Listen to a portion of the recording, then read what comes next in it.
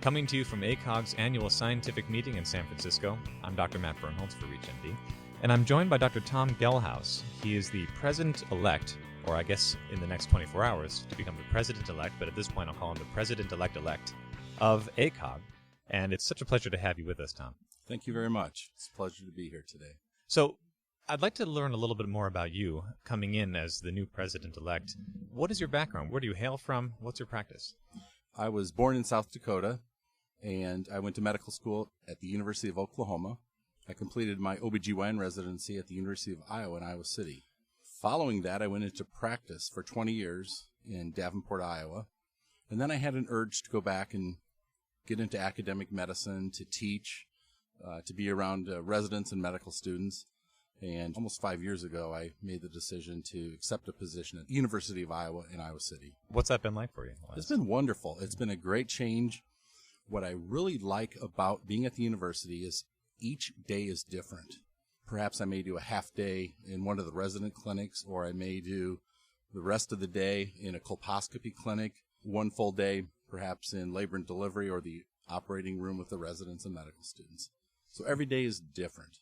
Well, coming from one Midwesterner to another, it says a lot to say that one has been happy in any place in the Midwest across all the seasons. So it says a lot, I think, that your work has been very fulfilling because from one speaking to another, it can be difficult to weather the storms out there. Very true. Very true. Coming in now to your experience with ACOG, how long have you been involved with ACOG? What's your respective roles been? And as we move in on your new position to come, I'm going to be interested in finding out more about the vision that you want to bring to ACOG. But first, tell me a little bit about your background with ACOG. Well, my background in ACOG sort of began accidentally. In 1994, in my practice, one of my senior partners was scheduled to attend what was called, at that time, the legislative workshop. And it was our advocacy meeting. And he said, I can't go. Would you fill in for me and attend? And I said yes.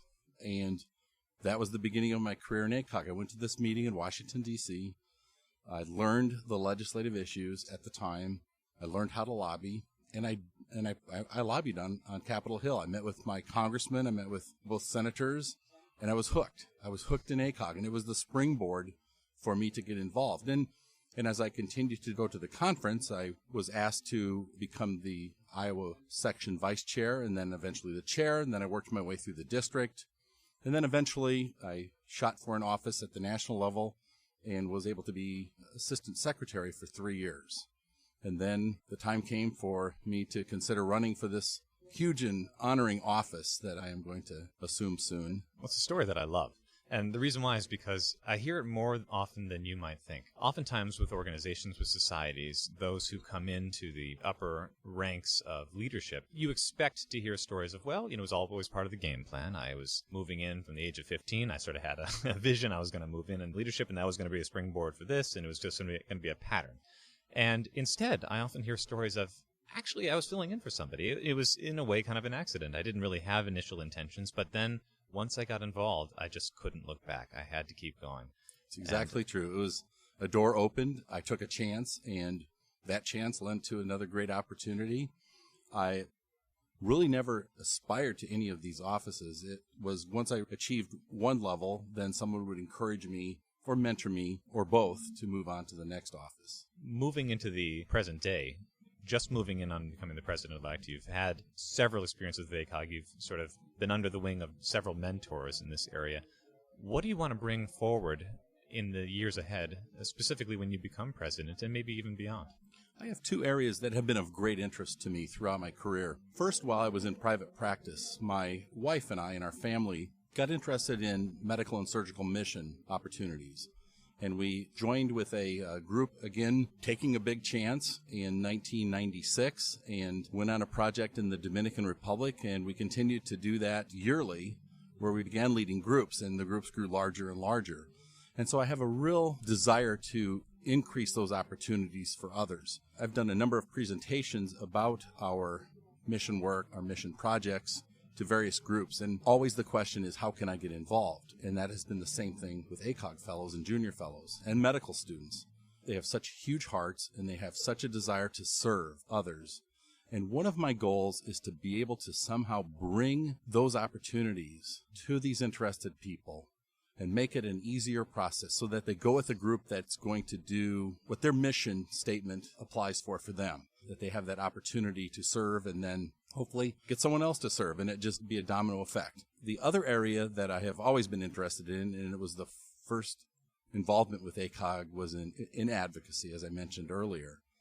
And I want to move forward where we have an opportunity for everyone to sort of get all in for advocacy. It cannot really be a choice. It really is our responsibility. And we need to get that message out to our members that we cannot change the things that we don't like in medicine unless we are all there at the table working to make those changes happen. Well, it seems like this is a good time for you to be moving in on that particular initiative because we're only just starting to unveil the mysteries, if you will, of social and digital media, all sorts of opportunities for participation that didn't exist before, and recruitment base for the younger, savvy membership within ACOG, for instance. That's very true. And the wonderful thing is the young people all know how to use this, and I need help. I need help in learning how to use social media better, but we have a great team at ACOG that can help with those kind of messages. Right. And going back to your international volunteerism advocacy or experiences, I mean, these are, in your own case especially, and for many others, we hear a story often, it is a transformative experience for people who have that opportunity.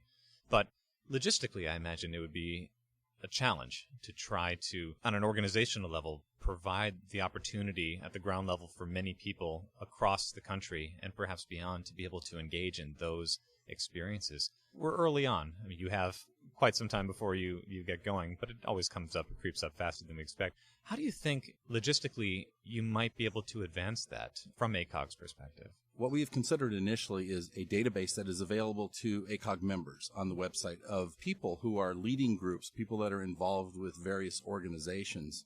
What I found is I was doing work with people from eastern Iowa when one of my very good friends in Des Moines, Iowa was doing work in the same country, probably down the block.